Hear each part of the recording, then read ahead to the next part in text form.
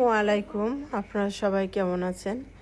আশা করি যে যেখান থেকে দেখছেন সবাই ভালো আছেন। আমিও আপনাদের দোয়ায় ভালো আছি, আলহামদুলিল্লাহ। প্রতিদিনের মতো চলে আসছে আমার রান্নাঘরের কাজ, রান্না সব কিছু গুছিয়ে নিয়ে চলে আসছি। আজকে রান্না করব ছোট মাছ আর পুঁইয়ের ফল ভাজি করব। মুরগিটা কেটে রাখলাম, কারণ আজকে আমার বোন যে মাছগুলো পাঠাইছে এগুলো দেখছেন, আমার বোন পাঠাইছে। ওদের বাড়িতে এই মাছগুলো মারা হয় আর কি, ওরা বিলেত থেকে মারে এই মাছগুলো। তো ছোটো মাছ আমার মেয়ে পছন্দ করে, ওই জন্য আমার বোন কুটে কুটে রেখে জমা করে এগুলো পাঠাইছে। তো এইগুলোর মধ্যে অনেক পাঁচমিশালি মাছ আছে। তো অত মাছ তো খাবে না, কারণ আমি তো কোনো মাছই খাই না, ইলিশ মাছ ছাড়া কোনো মাছ খাই না। এই দিনে একটু রুই মাছ, কাতল মাছ, পাঙ্গাস মাছ একটু খাই, কারণ কোনো দিনও আমি মাছ পছন্দ করি না ইলিশ মাছ ছাড়া। তো মেয়ে মানুষ অনেক সময় অনেক পরিস্থিতিতে অনেক কিছুই শিখে যায়, এই আর কি। শর্টের কথাটা বললাম, কারণ এই কথার মধ্যে অনেক গল্প আছে আমার, অন্যদিন আপনাদের সঙ্গে শেয়ার করব আমি কথাটা কেন বললাম। এই যে মাছের মধ্যে কিছু মাছ আছে, বাইম মাছ, শোল মাছ, টাকি মাছ, কই মাছ, এইগুলা বেলে মাছ, এইগুলা শাপলাকে বললাম বড় বড়গুলা বেছে দাও, এগুলো আজকে ভুনা করব, তোমরা খাবা। আর বাদবাকি মাছটা শুকায় রাখবো, কারণ এই মাছ আর বাসায় কেউ খাবে না। আমার ছেলে তো মাছ খায় না, আমার মেয়ে একটু ছোটো মাছ পছন্দ করে, ওই জন্য এইগুলো আমি ভুনা করব এইগুলা। আর কালকে আমি রান্না করি নাই, রান্না বাড়ার কালকে কোনো ভিডিও দিই নাই। কালকে আমরা বাইরে খাইছি, বোনের মেয়ের বাসায় খেয়ে রাত্রে বাসায় আসছিলাম। আজকেও ভালো লাগছিল না রান্না করতে, আজকে কিছু কাজ করলাম রান্নাঘরে, আর এই মাছ টাছ ফ্রিজের থেকে বের করে রোদে দিচ্ছি, শুকাবো আর কি। অনেক সময় মেহমান আসে, এটা ওটা শুটকি ভর্তা খেতে চায়, জিজ্ঞাসা করে শুটকি আছে কি না। কিছু শুটকি আমি কিনে ঘরে রাখি, আবার এইগুলো আমি আজকে শুটকি করে রাখবো আর কি। অনেক সময় শুটকি মাছ ভর্তা করে ভালোই লাগে আর কি। তো আজকে যে চলে আসছি, রান্না করব, সব কিছু গোছগাছ করে নিয়েছি। ওইদিকে শাপলা আসছে, শাপলা মাছগুলো ধুচ্ছে, বেছে বেছে আলাদা আলাদা করছে, কিছু শুকাতে দিচ্ছে।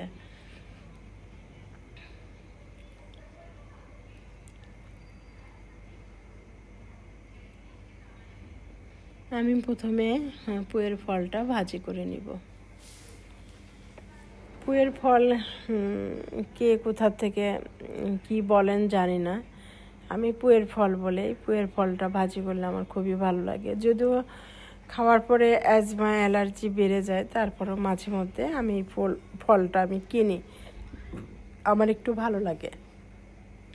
আমার ছেলে মেয়ে খায় না, ইমদাদ খায়, আমি খাই, শাপলা খায়। আমি এই বছরে এই ফলটা আমি 2 দিন ভাজি করছি আজকে দিয়ে। এইটা আমি সেদ্ধ করে রাখছিলাম কালকে যেহেতু আমি রান্না করি নাই, কোনো কিছুই রান্না করি নাই, বললাম তো কালকে আমরা বাইরে খাইছি। আজকে ফলটা ভাজি করছি, আজকে ডিম পোস্ট করে আমি এটা দিয়ে খাবো, কারণ আমি তো মাছ খাবো না। আর মাছ খুবই সুন্দর করে ভুনা করছি, খুবই সুন্দর হয়েছিল, সবাই খেয়ে বললো যে অনেক সুন্দর হয়েছে। যত্ন সহকারে আমি মাছটা রান্না করছিলাম। ওর মধ্যে বেলে মাছ আছে, ওই জন্য আমি, বেলে মাছ তো না, ওইটা কি মাছ বলে,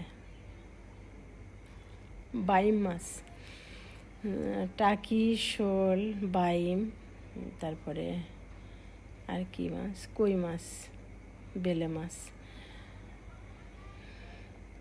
ওর মধ্যে বাইম মাছ ছিল, ওই জন্য আমি বাইম মাছের মধ্যে হাতই দিই নাই, কারণ আমার ভয় লাগে।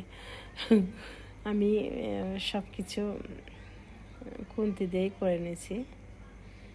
নিয়ে আমি মাছটাকে এখন কষায় নিব তেলের উপরে। হলুদ মরিচ দিয়ে মাখায় রাখছি, তেলের উপরে দিয়ে ভালো করে কষায় রেখে ঢেলে তারপর আমি পেঁয়াজ রসুন ভাজি করে মশলা দিয়ে তারপরে আবার কষায় আমি একটু মাখা মাখা করব মাছটা। এই তো মাছটা এখন আমি ঢেলে দিচ্ছি।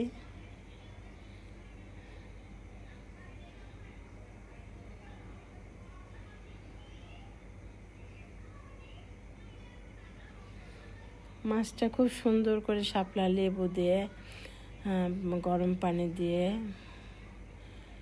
লবণ দিয়ে খুব সুন্দর করে খচে খচে ধুয়ে দিছে। আমি খুন্তিতে মাখাই নিছি হলুদ মরিচ দিয়ে, কারণ এর মধ্যে বাইম, ওটা আমার দেখলেই ভয় লাগে। আর কোটা আর খাওয়া তো দূরে থাক, এটা তো আমি কুটবো না, আমি খাবো না, আমি তো খাই না। তো এই মাছটা এইভাবে করে রান্না করে ভুনা করে আমি আজকে ওদের দিয়েছিলাম, ওরা 3 জন খাইছে, এখনও আছে কিছুটা। আমি এখন পেঁয়াজ মরিচ ভাজি করছি, পেঁয়াজ মরিচ খুব সুন্দর করে ভাজি করে তারপরে এর মধ্যে আমি মশলা দিয়ে দেব।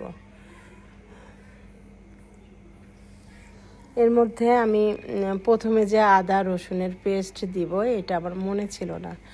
আমি হলুদ মরিচ জিরার গুঁড়া দেওয়ার পরে মনে হচ্ছে কী যেন একটা দেই নাই, পরে তাকায় দেখি যে আমি আদা বাটা রসুন বাটা এগুলো দেই নাই, পরে আবার এগুলো আমি দিলাম। আসলে এই দিনে আমার কিছুই মনে থাকে না, অনেক কিছুই মনে থাকে না। আগে আমার একটা প্রবলেম ছিল, আমার মাথায় একটু সমস্যা ছিল, এটার জন্য আমি অনেক ট্রিটমেন্ট হয়েছি, ডাক্তার দেখাইছি, ঢাকাতে দেখাইছি, রাজশাহীতে দেখাইছি। অনেক দিন এই সমস্যাটা একটু ছিল, মানে কম ছিল, মানে এতটা খারাপ ছিল না। এই দিনে আবার আমার ওই সমস্যাটা বাড়ছে আর কি, একটু টেনশন করলেও বাড়ছে, আবার হচ্ছে কেন যেন সব কিছু মিলে ভুলে যাচ্ছে, অনেক কিছু ভুলে যায়। নিজের কাজ, গোসলে যাব, দেখা যাচ্ছে অন্যদিকে চলে যাচ্ছি, অন্য কাজ করতেছি, বা মনে থাকে না অনেক কিছু, কোনো কিছু এদিক ওদিকে রাখলে মনে থাকে না, ভুলে যায়। রান্না করতে গেলেও একটা মশলা দিয়ে আর একটা মশলা দিতে ভুলে যায় অনেক সময়, এরকম। কোনো কিছু কোনো জায়গায় রাখলে আর সেটা মনে করতে পারি না। আমার গেটের চাবি টাবি কোথায় রাখি একদম আমার মনে থাকে না, এটা নিয়ে আমি খুব মানে ঝামেলায় পড়ে যাই।